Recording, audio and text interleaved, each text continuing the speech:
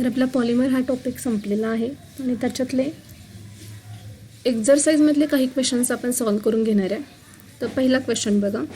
Choose the correct option from the given alternatives. First, nylon fibres are. Nylon fibre हे semi synthetic fibre नाही आहे. Polyester नाही आहे, तो सेल्युलोज फायबर नाही आहे. तर नायलॉनमध्ये अमाइड लिंकेज असतं. So nylon fibres are polyamide fibres. Nylon fibres are polyamide fibres. दुसरा क्वेश्चन बघा. Which of the following is naturally occurring polymer. Teflon नाही आहे, पॉलिथिलीन नाही आहे, PVC नाही आहे, सगळे सिंथेटिक आहेत. सो नॅचरली ऑकरिंग पॉलिमर जो आहे तो protein. Then next, silk is a kind of. Silk हा सेमी सिंथेटिक नाही आहे, सिंथेटिक नाही आहे. सिल्क हा ॲनिमल फायबर आहे. Dacron is another name of Terylene. Dacron is another name of Terylene. Which of the following is made up of polyamide. That is डॅक्रॉनमध्ये polyester असतं, rayon नाही आहे, जूट नाही आहे, तर नायलॉन. पहिला क्वेश्चन आपण हाच बघितला आहे. So nylon is made up of polyamide. Then next is the number of carbon atom present in the ring of epsilon caprolactam is. Epsilon caprolactam म्हटलं तर कार्बोनिल कार्बन एक येणार, अल्फा, बीटा, गॅमा, डेल्टा आणि epsilon असे एकूण 6 carbon असतात. So 6. Terylene is. Terylene हा polyester आहे. Terylene is polyester fibre. Next, PET is formed by. PET म्हणजेच डॅक्रॉन किंवा polyester is form by condensation polymerisation. Chemically pure cotton is cellulose. Chemically pure cotton is cellulose. Teflon is chemically inert due to the presence of CF bond. Teflon is chemically inert due to the presence of CF bond. Then next बघा. Identify A and B in the following reaction. पहिली ethylene glycol आणि टर्पथॅलिक ॲसिडची reaction दिलेली आहे. तर रिॲक्शनमध्ये काय होतं, इथंच आपण रिॲक्शन करूया. ह्याच्यातला OH मधला H निघून जातो, ह्या OH मधला H निघून जातो, COOH मधला OH आणि COOH मधला OH. राहिलेला पार्ट आहे तो जोडायचा. इथं आपण जोडूया. तर हा O, देन या CH2, अगेन त्याला CH2, हा O. ओके, आणि त्याला हा पार्ट जोडायचा, converted into C double bond O. Then ring आहे, then C double bond O, आणि हा पॉलिइस्टर आहे. सो ए काय असणार आहे, पॉलिइस्टर. इस्टर लिंकेज आहे याच्यामध्ये, सो पॉलिइस्टर. आणि बी बघा. बीमध्ये काय सांगितलं आहे, NH2 CH2 NH2 means हेक्झामिथिलीन diamine, आणि हा ॲडिपिक ॲसिड आहे म्हणल्यावर प्रॉडक्ट काय असणार आहे, नायलॉन 6. तरी काढून बघूया. ह्याच्यातला H, ह्याच्यातला H आणि COOH मधला OH आणि COOH मधला OH काढून टाकायचा. सो प्रॉडक्ट इज, इथे काढूया,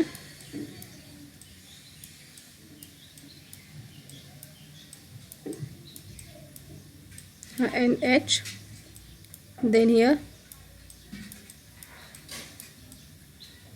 CH2, 6 times of, then here NH, इथं असणार आहे हा C double bond O.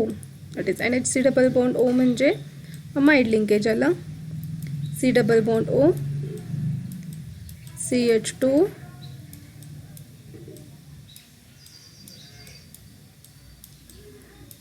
Four times of C double bond and पुढे sworn.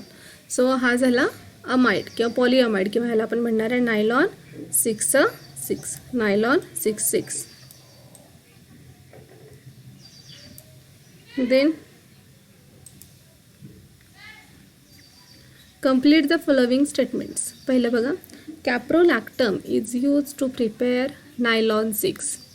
No lakh is a copolymer of. Novolac हा स्ट्रेचिंग पॉलिमर आहे. बाकीलाइट प्रिपरेशनची त्याच्या आधीची स्टेप आपण बघितली होती. सो नो लॅक बनवण्यासाठी फिनॉल आणि फॉर्मलडेटचा वापर केला जातो.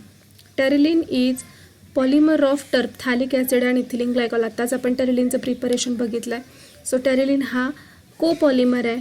कोपॉलिमर म्हणजे काय, दोन वेगवेगळे मोनोमर वापरून पॉलिमर बनवला जातो. सो टेरेलिन हा कोपॉलिमर आहे, किंवा आपण असंही म्हणू शकतो की टेरेलिन हा कंडेन्सेशन पॉलिमर आहे. So Terylene is condensation or copolymer of terephthalic acid आणि ethylene glycol. Then next, benzoyl peroxide is used in addition polymerization, acts as initiator. बेन्झॉईल पेरॉक्साईडचा वापर इनिशिएटर म्हणून केला जातो. नेक्स्ट आहे पॉलीइथिन कन्सिस्ट ऑफ पॉलिमराइज्ड इथिन. त्याच्यामध्ये इथिन मॉलिक्युल्स असतात किंवा मोनोमर तिथे इथिन वापरला जातो. Then draw the flow chart diagram to show the classification of polymer based on type of polymerization. So here classification of polymer based on type of polymerization.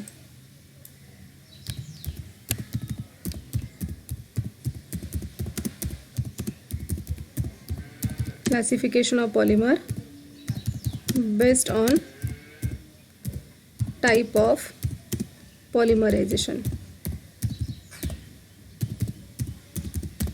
एकूण 2 class असणार आहे त्याच्यामध्ये, addition आणि condensation. So पहिला class आहे addition polymer.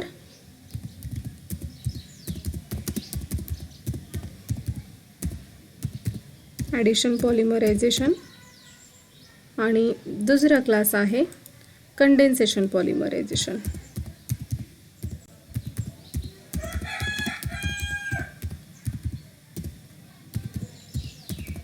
Addition पॉलिमरायझेशन आणि condensation पॉलिमरायझेशन. त्यानंतर पुढचा क्वेश्चन आहे, write example of addition polymer and condensation polymer.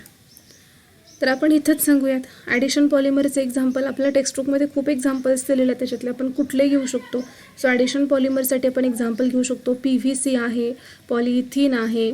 Then condensation पॉलिमरसाठी example आपण घेऊ शकतो, नायलॉन 66 आहे, टेरलिन आहे. आणखीन बरीच एक्झाम्पल्स आहेत, त्याच्यातले कुठले एक्झाम्पल आपण घेऊ शकतो. त्यानंतर पुढचा क्वेश्चन काय विचारला आहे, name some chain growth polymer.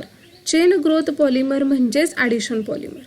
Chain growth polymer म्हणजेच ॲडिशन पॉलिमर आणि स्टेप ग्रोथ पॉलिमरायझेशन म्हणजे condensation polymerisation. So chain growth polymerisation म्हणजे ॲडिशन पॉलिमरायझेशनचे एक्झाम्पल आत्ता आपण सांगितलेत, त्यातले कुठलेही घेऊ शकतो. देन नेक्स्ट आहे डिफाईन मोनोमर. तर मोनोमर म्हणजे काय,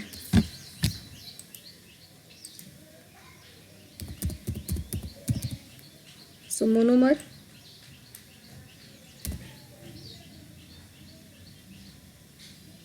monomer are basic repeating units. Monomer are basic repeating unit. Monomer are basic repeating units of polymer. Monomers are the basic repeating units of polymer. Then दुसरे definition विचारले, व्हल्कनायझेशन.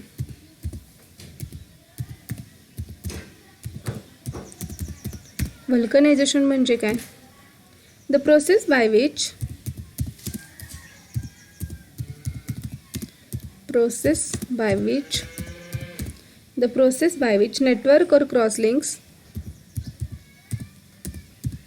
network or crosslinks is introduced into or are introduced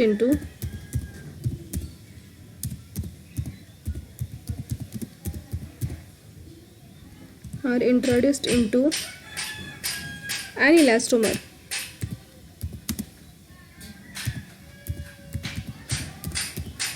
An elastomer is called as vulcanization.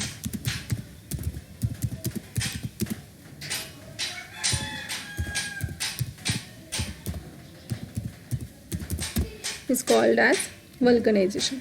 Then synthetic fiber.